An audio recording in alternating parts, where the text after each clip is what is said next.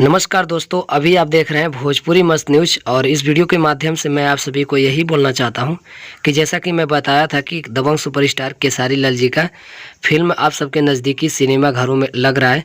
तो फाइनली आज 2 सितंबर है और आप सबके नज़दीकी सिनेमा घरों में फिल्म लग गया है।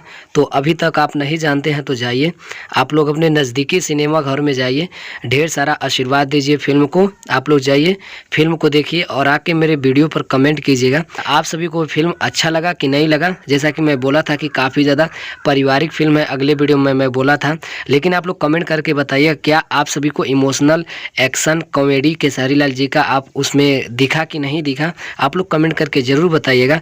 तो आप सभी का कमेंट का इंतज़ार रहेगा। आप सभी के सभी नज़दीकी सिनेमा घरों में लग गया है, यूपी बिहार झारखंड सारे जगह लग गया है, जो कि आप सब जाकर देख सकते हैं।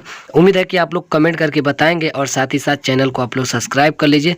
आगे वीडियो देखने के लिए भोजपुरी संबंधित हमारे चैनल पे आप सभी को सबसे पहले दिखाया जाता है। आप देख रहे थे भोजपुरी मस्त न्यूज़, मैं आपका दोस्त आर्यन अजूबा।